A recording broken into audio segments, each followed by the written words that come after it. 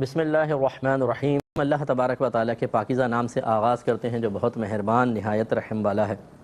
درس بخاری کا سلسلہ کتاب الصوم تک پہنچا تھا اور پچھلے حدیث 1973ویں تھی۔ آج انشاءاللہ 1974ویں حدیث پاک سے آغاز کرتے ہیں۔ پہلے اس کا باب قائم کیا ہے، باب حق الضیف فی الصوم، یعنی روزے میں مہمان کے حق کا باب یا حق ادا کرنے کا باب۔ اس میں حضرت عبداللہ بن عمرو بن العاص رضی اللہ تعالی عنہ راوی ہیں۔ انہوں نے کہا کہ رسول اللہ صلی اللہ علیہ وسلم میرے پاس تشریف لائے، پھر یہ حدیث ذکر کی کہ بے شک تمہارے مہمان کا بھی تم پر حق ہے اور تمہاری بیوی کا بھی تم پر حق ہے۔ میں نے پوچھا کہ حضرت داؤد علیہ السلام کے روزے کس طرح تھے، تو آپ نے فرمایا نصف زندگی کے۔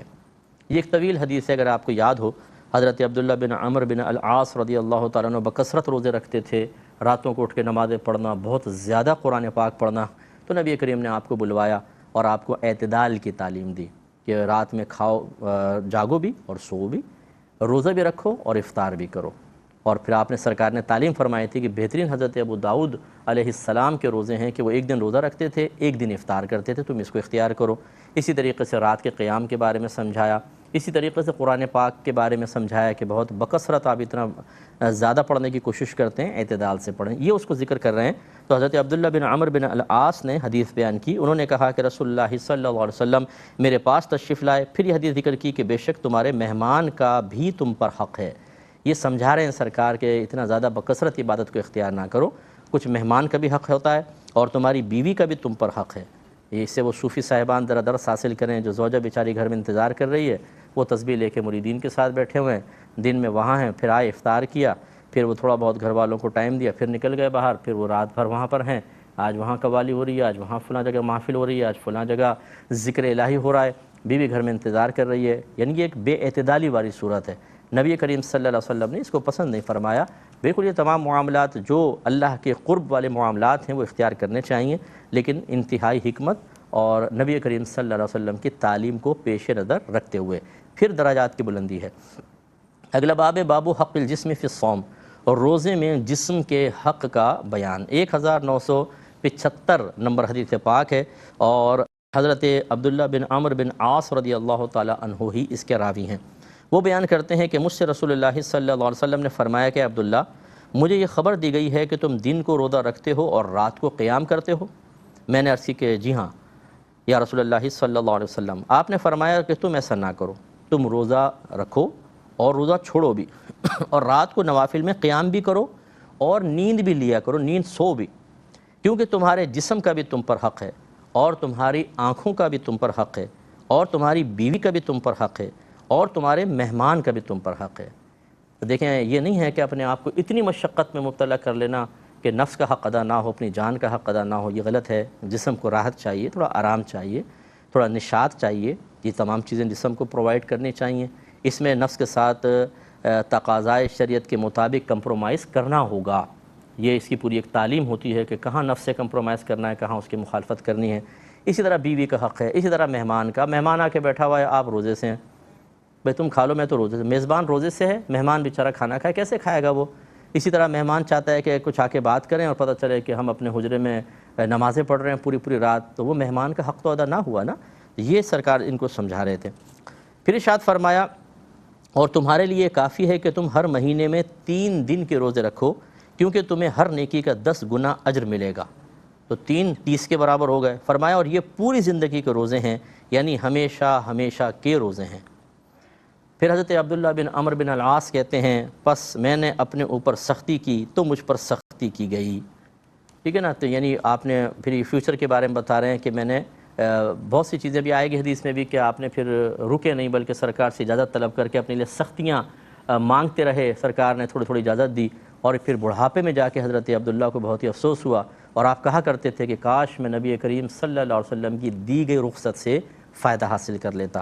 نبی کریم کے ہر چیز میں حکمت ہے، اس سے یہ بات سمجھائی گئی تھی کہ ہم نے اپنے مقام پر دوسری یہ حدیث جب پہلے آئی تھی تو میں نے سمجھائی تھی کہ اپنے موجودہ وقت پر فیوچر کو اور مستقبل پر موجودہ وقت کو قیاس نہ کریں۔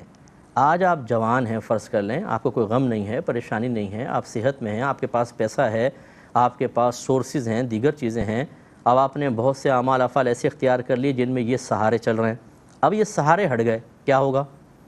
آپ تندرست تھے، بیمار ہو گئے، آپ جوان تھے، آپ بڑھاپے کی دہلیز پہ قدم رکھا، آپ بہت ہی مال کی فراوانی تھی، آپ سخت تنگ دستی کے اندر مبتلا ہو گئے، تو کیا کریں گے پھر آپ؟ پہلے بڑے فارغ تھے، اب بہت زیادہ مصروف ہو گئے، اب تو عبادات نہیں کر سکتے، اب تو وہ اعمال نہیں کر سکتے ہیں۔ اس لیے انسان بعض اوقات صرف موجودہ وقت کو دیکھتا ہے، موجودہ حالت، موجودہ ذہن، اسی پہ اکڑتا ہے، اسی پہ تکبر کرتا ہے، اسی پر اپنے بہت سارے اعمال و افعال کی بنیاد رکھ لیتا ہے، لیکن آج سے 10 سال کے بعد کے بارے میں نہیں سوچتا کہ کیا ہوگا یا کیا ہو سکتا ہے۔ اگر انسان ممکنہ چیزوں پر بھی غور کرے کہ یار آج میرے پاس طاقت ہے، کل یہ ہو سکتا ہے کہ میری طاقت چھن جائے، پھر میں کیسے کروں گا؟ تو اعتدال میں رہ کے انسان کو کام کرنا چاہیے۔ اس سے ہمارے وہ بھائی بہن درس حاصل کریں جو کثرت عبادات کرتے ہیں اور پھر اس پہ تکبر کرتے ہیں، اس کو بنیاد بنا کے دوسروں کو نگاہ حقارت سے دیکھ رہے ہوتے ہیں۔ اس سے بہت بہتر تھا کہ آپ یہ نفلی عبادت نہ کرتے، کیونکہ یہ نفلی عبادت آپ کو اب جہنم میں لے جائے گی، کیونکہ آپ متکبر ہو گئے ہیں، آپ جھڑک کے بات کرتے ہیں، آپ دوسرے کو خاطر میں نہیں لاتے ہیں، آپ دوسروں کو نگاہ حقارت سے دیکھتے ہیں کہ یہ کیا کر رہا ہے، میں ساری ساری رات اٹھ کے نوافل پڑھتا ہوں۔ یہ نفس و شیطان کے شرور میں مبتلا شخص جو نوافل کثرت سے پڑھ رہا ہے اور خوش فہمی کا شکار ہے، یہ بیچارہ تو اپنے لیے عذاب مول لے رہا ہے۔ اس لیے روحانی تربیت کا اہتمام انتہائی ضروری ہے، جو میرے آقا صلی اللہ علیہ وسلم اس حدیث میں فرما رہے ہیں۔ تو سرکار نے ارشاد فرمایا، یہ کہتے ہیں کہ میں نے عرض کیا رسول اللہ صلی اللہ علیہ وسلم، میں اس کی قوت پاتا ہوں، یعنی آپ نے تو یہ فرمایا کہ 3 روزے ایک مہینے میں رکھ لو، میں بکثرت روزے رکھنا چاہتا ہوں، اس کی طاقت مجھ میں ہے۔ تو نبی کریم صلی اللہ علیہ وسلم نے فرمایا کہ پھر تم اللہ کے نبی حضرت داؤد علیہ السلام کے روزے رکھو اور ان پر اضافہ نہ کرنا۔ میں نے پوچھا کہ اللہ کے نبی حضرت داؤد علیہ السلام کے روزے کیسے ہیں؟ آپ نے فرمایا وہ نصف زندگی کے روزے ہیں، یعنی ایک دن روزہ رکھنا اور ایک دن افطار کرنا۔ پھر حضرت عبداللہ بوڑھے ہونے کے بعد یہ کہتے تھے، کاش میں نبی کریم صلی اللہ علیہ وسلم کی دی ہوئی رخصت کو قبول کر لیتا، کیونکہ یہ صحابہ تھے، بہرحال یہ بھی صحابہ تھے، اب بوڑھے ہو گئے ہیں لیکن روزے وہی رکھنے ہیں جو شروع سے رکھتے آ رہے ہیں، کیونکہ استقامت، دوام، استمرار، لیکن اب بڑھاپے میں آ کے ان کا رکھنا اور ان عبادات کو نبھانا ایک آزمائش بن گیا تھا، تو اس پر پھر آپ یہ کہتے تھے، کاش میں نبی کریم صلی اللہ علیہ وسلم کے رخصت کو قبول کر لیتا۔ تو میرے آقا کی جو جتنی اپنی امت کے لیے تعلیم ہے اس میں بڑی شفقت ہے، اور ایک نقطہ میں آپ کو سمجھا دیتا ہوں، بس غور کر لیں، جتنی معرفت میرے نبی کو اللہ کی ہے کسی کو ہو سکتی ہے؟ لازم بات ہے کہ نہیں؟ اب وہ نبی جب ہلکی عبادت کا کہہ رہے ہیں، بس یہ کہ اس پہ دوام اور استمرار ہو، اور پھر میں اور آپ اپنی عقل استعمال کر کے کہیں کہ نہیں ہم تو زیادہ کریں گے تاکہ اللہ ہم سے راضی ہو، تو کیا ہمیں زیادہ اللہ کی معرفت ہے یا آپ کے نبی کو ہے؟ تو بس جب یہ اقرار کر لیا کہ ہمارے نبی کو اللہ کی زیادہ معرفت ہے، وہ اللہ کو زیادہ جانتے ہیں، اللہ تعالیٰ کس چیز سے راضی ہوتا ہے، کس پر انعام عطا فرمائے گا، کس چیز سے بندے کو اپنا قرب عطا فرمائے گا، تو اسی چیز کو اختیار کریں جس کو میرے آقا صلی اللہ علیہ وسلم نے بیان فرمایا۔ اگلے باب کی طرف آتے ہیں، باب صوم الدہر، تا حیات روزہ رکھنے کا باب۔ 1976 حدیث پاک ہے، حضرت عبداللہ بن عمر رضی اللہ تعالیٰ عنہ راوی ہیں، کہتے ہیں کہ رسول اللہ صلی اللہ علیہ وسلم کو یہ خبر دی گئی کہ میں یہ کہتا ہوں کہ خدا کی قسم جب تک میں زندہ رہوں گا ضرور دن میں روزہ رکھوں گا اور ضرور رات میں قیام کروں گا۔ حضرت عبداللہ نے کسی کے سامنے کہہ دیا ہوگا، انہوں نے جا کے نبی کریم صلی اللہ علیہ وسلم کو بتایا، بس میں نے آپ سے کہا کہ آپ پر میرے باپ اور میری ماں فدا ہوں، میں نے اس طرح کہا ہے، یعنی جب سرکار نے پوچھا آپ نے ایسا کہا ہے؟ جی ہاں میں نے کہا ہے۔ آپ نے فرمایا پس بے شک تم اس کی طاقت نہیں رکھتے، پس تم روزہ بھی رکھو اور روزہ چھوڑو بھی، اور قیام بھی کرو اور سو بھی، اور ہر مہینے کے 3 دنوں میں روزہ رکھو، کیونکہ ایک نیکی کا 10 گنا اجر ہوتا ہے، اور یہ تا حیات روزہ رکھنے کی مثل ہے۔ میں نے کہا کہ بے شک میں اس سے زیادہ کی طاقت رکھتا ہوں۔ آپ نے فرمایا پھر 1 دن روزہ رکھو اور 2 دن روزہ چھوڑو۔ میں نے کہا میں اس سے زیادہ کی طاقت رکھتا ہوں۔ آپ نے فرمایا پھر تم 1 دن روزہ رکھو اور 1 دن روزہ چھوڑو، اور یہ حضرت داؤد علیہ السلام کے روزے ہیں، اور یہ سب سے افضل روزے ہیں، یعنی یہ طریقہ سب سے افضل ہے۔ بس میں نے کہا کہ میں اس سے افضل کی طاقت رکھتا ہوں، تو نبی کریم صلی اللہ علیہ وسلم نے فرمایا اس سے افضل کوئی چیز نہیں ہے، یعنی اب آپ یہ سمجھیں کہ میں بس پورے مہینے لگاتار روزہ رکھوں، تو سرکار نے ارشاد فرمایا داؤد علیہ السلام کے روزوں سے بہتر کوئی چیز نہیں ہے کہ ایک دن جسم کا حق ادا ہو رہا ہے، روزہ نہیں رکھا آپ نے، ایک دن روزے پہ قہر ہے، ایک دن جس دن روزہ نہیں ہے اس پہ مہمانوں کا حق بھی ادا کر سکتے ہیں، زوجہ کے بھی کر سکتے ہیں، جس میں روزہ رکھا اس میں یقینی سی بات ہے کہ تھوڑی بہت روزے کے تقاضے کے مطابق کوتاہی ہو جائے گی، جو کوتاہی معاف ہے۔ یہ سرکار سمجھا رہے ہیں کہ بھئی اس سے افضل کوئی چیز نہیں ہے کہ تم ایسا طریقہ اختیار کرو کہ اللہ بھی راضی ہو اور مخلوق کا حق بھی ادا ہو، تمہاری ذات کا حق بھی ادا ہو۔ یہ ہمیشہ یاد رکھیے گا۔ اچھا، یہاں جو حضرت عبداللہ بن عمر بن العاص رضی اللہ تعالیٰ عنہ کہہ رہے ہیں میں زیادہ طاقت رکھتا ہوں، تو یہ نہیں کہ وہ نبی کریم کی بات کا رد کر رہے ہیں، رحمت کونین صلی اللہ علیہ وسلم کی بات کو معمولی سمجھ رہے ہیں، ایسا نہیں تھا۔ ایک ہوتا ہے کسی بڑے کا حکم دینا، ایک ہوتا ہے ان کا مشورہ دینا، اس میں فرق ہے۔ حکم کے اندر تو جب کوئی ہدایت دیتے ہیں، اگر ہمیں یقین ہے نہیں مانوں گا تو ناراض ہوں گے، سزا دیں گے، سمجھ لیں یہ حکم ہے، اور جہاں ہمیں یقین ہو کہ مانو نہ مانو کوئی ناراضگی نہیں ہوگی، وہ سمجھ لیں کہ مشورہ ہے۔ حضرت عبداللہ ہی سمجھ رہے تھے کہ نبی کریم کا مشورہ ہے، اس وجہ سے آپ اپنے پھر آگے عرض کر رہے تھے کہ مشورہ قبول کرنا کوئی فرض نہیں تھا، یہ تو نبی کریم صلی اللہ علیہ وسلم نے بہت سی چیزوں میں ارشاد فرمایا اور اختیار دیا کہ قبول کرو یا چھوڑ دو، تو لہذا اس کے چھوڑنے کا خود نبی کریم صلی اللہ علیہ وسلم کی طرف سے اختیار تھا۔ تو خلاصہ کلام یہ ہے کہ یہاں پہ یہ گمان پیدا نہ ہونا پائے کہ شاید عبداللہ رضی اللہ تعالیٰ عنہ خواہ سرکار سے بحث فرما رہے ہیں یا سرکار کے تعلیم کو معمولی سمجھ رہے ہیں، یہ بات نہیں تھی، بلکہ ان کا ارادہ یہ تھا کہ میں جو ایک سخت عبادت کر سکتا ہوں، میرے آقا مجھے اجازت مرحمت فرما دیں تو میں زیادہ اپنے نفس کے اوپر قہر ڈھاؤں۔ لیکن نبی کریم صلی اللہ علیہ وسلم کی بڑی حکمت تھی، ایک تو آپ جانتے تھے کہ یہ آہستہ آہستہ کمزور ہوں گے، اس چیز پہ استقامت حاصل نہیں کر پائیں گے۔ دوسری بات یہ ہے کہ صحابہ کرام علیہم رضوان آنے والی امت کے لیے رول ماڈل تھے، سرکار جانتے تھے کہ ان کے اعمال و افعال کو کتابوں میں لکھا جائے گا، تو آپ یہ نہیں چاہتے تھے کہ کوئی اتنے سخت اعمال اختیار کریں کہ بعد والی امت ان اعمال کو اختیار کر کے خود بھی مشقت میں پڑ جائے، کیونکہ اللہ تعالیٰ کے وحی کی برکت سے، اللہ تعالیٰ کی اطلاع دینے سے، اللہ تعالیٰ کے امور غیبیہ پر مطلع کرنے کی بنا پر سرکار جانتے تھے کہ آگے زندگی کتنی مصروف ہونے والی ہے، حالات کیسے ہونے والے ہیں۔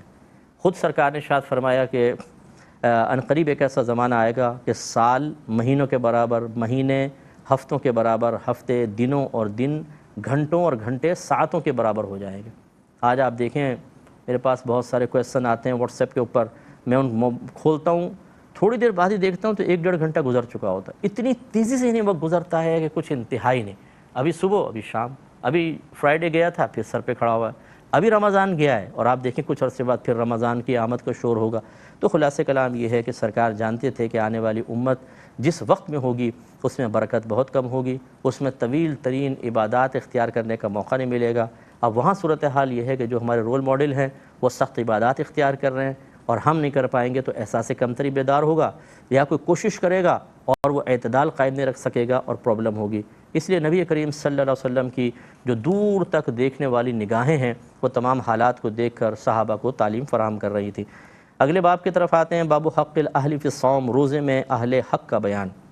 اہل حق سے مراد کہ جو ہماری ذمہ داری میں ہوتے ہیں، مثلا بیوی بچے ہیں، ماں باپ ہیں، پھر مہمان وغیرہ، یہ سب۔ حدیث نمبر ہے 1977۔ حضرت عبداللہ بن عمر ہی اس کے راوی ہیں، وہ بیان کرتے ہیں کہ نبی کریم صلی اللہ علیہ وسلم کو یہ خبر پہنچی کہ میں مسلسل روزے رکھتا ہوں اور رات کو نوافل پڑھتا ہوں، بس یا تو رسول اللہ صلی اللہ علیہ وسلم نے مجھے پیغام بھیجا یا میں از خود آپ سے ملا۔ یہ یاد نہیں رہا تو آپ نے دونوں چیزیں بیان فرمائیں۔ بس آپ نے فرمایا کہ کیا مجھے یہ خبر نہیں پہنچی کہ تم روزہ رکھتے ہو اور روزہ چھوڑتے نہیں ہو اور نماز پڑھتے ہو اور سوتے نہیں ہو؟ یہ سرکار نے دریافت فرمایا، پس تم روزے رکھا کرو اور روزہ چھوڑا بھی کرو، رات کو قیام کرو اور سویا بھی کرو، کیونکہ تمہاری آنکھوں کا بھی تم پر حق ہے، تمہارے بدن کا تم پر حق ہے، تمہارے اہل کا یعنی بیوی بچوں کا بھی تم پر حق ہے۔ تو انہوں نے کہا کہ میں اس کی طاقت رکھتا ہوں یا رسول اللہ، میں بہت روزے رکھنے کی طاقت رکھتا ہوں۔ نبی کریم صلی اللہ علیہ وسلم نے فرمایا کہ پھر تم حضرت داؤد علیہ السلام کے روزے رکھو۔ انہوں نے پوچھا وہ کیسے ہیں؟ آپ نے فرمایا وہ ایک دن روزہ رکھتے تھے اور ایک دن افطار کرتے تھے، اور جب دشمن سے مقابلہ ہوتا تو فرار نہیں ہوتے تھے۔ اس پر حضرت عبداللہ نے کہا کہ حضرت داؤد علیہ السلام کی اس خصلت کا کہ میں میدان جنگ سے فرار اختیار نہ کروں کون ضامن ہوگا؟ عطا نے کہا کہ میں نہیں جانتا کہ آپ نے کس طرح دائمی روزوں کا ذکر کیا۔ نبی کریم نے 2 بار فرمایا جس نے دائمی روزہ رکھے اس نے روزہ نہیں رکھا، یعنی اس پہ اظہار ناراضگی فرمایا۔ خلاصہ کلام یہ ہے کہ وہی حدیث ہے، اس کو تھوڑا سا امام بخاری رحمۃ اللہ علیہ نے مختلف الفاظ کے ساتھ ذکر فرمایا کہ سرکار نے اعتدال قائم کرنے کا حکم دیا۔ یہ فی زمانہ سب سے زیادہ ضروری چیز ہے کہ انسان اپنے افعال و اعمال میں اعتدال قائم کرے۔ اور یہاں میں ایک گزارش کرتا ہوں کہ جب عبادت کے سلسلے میں نبی کریم صلی اللہ علیہ وسلم یہ فرما رہے ہیں کہ جو اللہ کے قریب کرنے والی ہے، جو گناہوں سے بچانے والی ہے، جو نفس و شیطان سے دور کرنے والی ہے، جو انسان کو جنت کے قریب اور دوزخ سے دور کرنے والی ہے، اس کے بارے میں سرکار یہ فرما رہے ہیں کہ ایسے اختیار نہ کرو کہ تمہاری آنکھیں نیند سے ترس جائیں، تمہارا جسم آرام سے ترس جائے، تمہارے بیوی بچے ترستے رہیں، مہمان ترستے رہیں، عبادات میں کمی کرو۔ تو سوچئے ذرا کہ اگر عبادات ہٹا کر پھر دوستوں کی محافل، موویز دیکھنا، روڈوں پہ بیٹھنا، کھیل کود میں مشغول ہونا، یہ کس طریقے سے جائز ہو جائے گا؟ یعنی اب یہ صورتحال ہے کہ نئی شادی ہوئی ہے، حالانکہ 1 ہفتہ 1.5 ہفتہ گزرا ہے، بیوی گھر میں ہے اور وہ دوستوں کے ساتھ تاش کی گڈی لے کے بیٹھا ہوا ہے جی، ہونہار نوجوان، اور پوری رات دوستوں کے ساتھ 3 بجے 4 بجے اپنے گھر میں واپس آ رہے ہیں، باہر گھوم رہے ہیں، پھر رہے ہیں، ٹی وی دیکھ رہے ہیں، فلمیں دیکھ رہے ہیں، یہ کر رہے ہیں، وہ کر رہے ہیں، اور یہ حقوق میں کوتاہی۔ جب عبادات کے سلسلے میں سرکار توجہ کر رہے ہیں اور کروا رہے ہیں، سوچئے ذرا کہ ان خرافات کے سلسلے میں کس قدر ان حقوق کی تلفی کا حق تلفی کا حساب و کتاب ہوگا۔ اللہ تعالیٰ سمجھنے کی توفیق عطا فرمائے، آمین۔ وآخر دعوانا ان الحمد للہ رب العالمین۔